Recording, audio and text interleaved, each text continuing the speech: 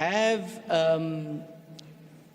indicated that the media is interested in at least hearing from us or from myself before the session starts. So I will be making some very brief opening remarks, setting out the agenda of the South African presidency, as well as what is being planned for this week. And thereafter, those opening remarks, the media who have access to this portion of our session will then no longer have access, and we will move into the formal agenda that all of you have in front of you. So, in terms of those opening remarks, I would like again to welcome all of you and our colleagues in the media to today, the first day of the Finance and Central Bank Deputies meeting here in Cape Town. As always, we start with a reminder of the themes of our G20 presidency, which are solidarity, equality, and sustainability, and remind ourselves that we will aim to ensure that these themes find resonance in the work of our presidency and will foster and enhance collective action by the G20 and our partners to support not only the South African presidency, but also African countries and other developing countries, including small developing states, in addressing their economic, financial, and developmental challenges. This morning, we are holding the first of several meetings of the G20 Finance Track.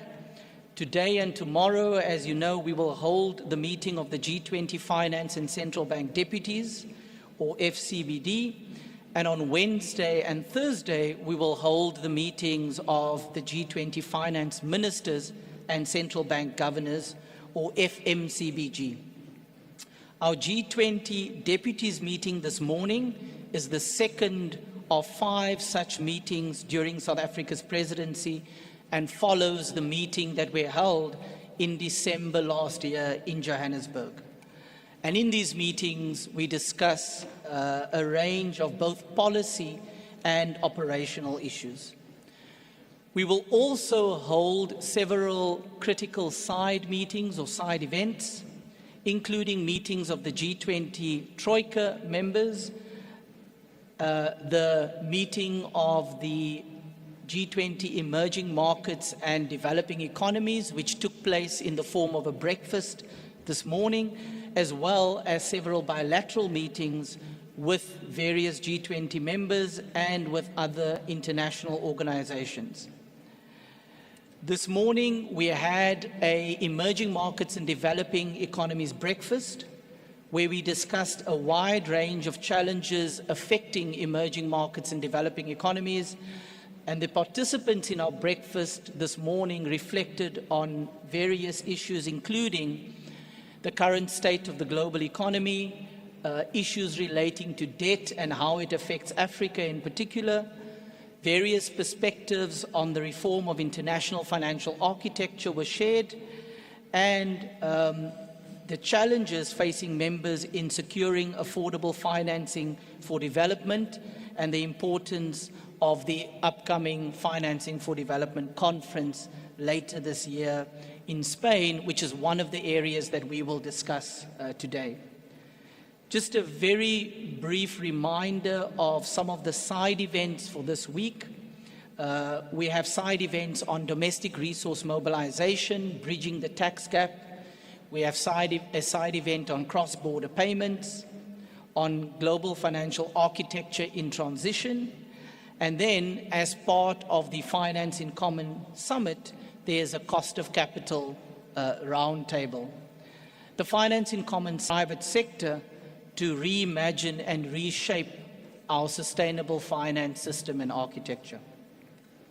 Final few points before we close this part of this morning's session. As we've indicated before, South Africa has signaled a strong and keen intent to review the operational processes of the G20. Last month, the G20 began its 26th year of operation. However, the operational processes of the G20 have rarely been reviewed. In the coming months and following the discussions this week, the South African presidency, working with the G20 membership, will for the first time conduct a review of these processes and consider how to improve and strengthen them.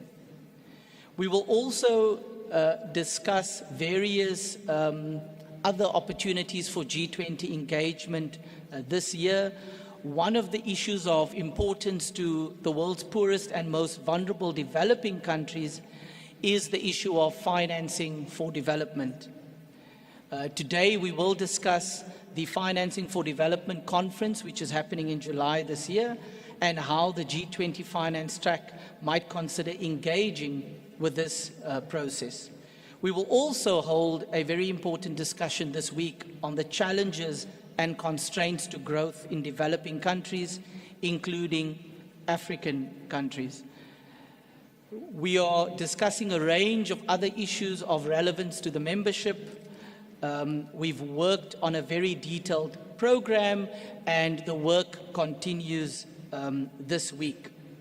Finally, over the last few weeks and months, the G20 working groups of the finance track have met and have made quite a bit of progress in shaping our agenda for this year, which is going to be taken forward and discussed in detail this week.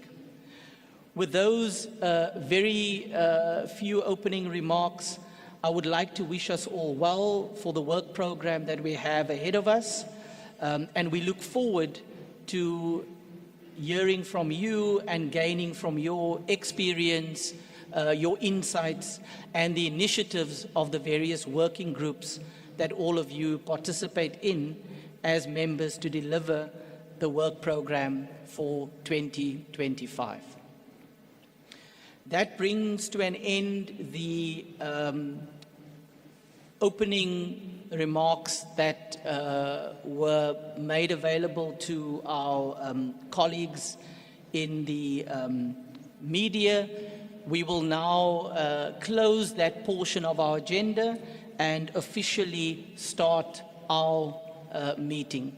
I'll just provide for 1 minute so that we can ensure that our media colleagues who have joined us online are able to leave us, and then we will kick off our meeting. Thank you.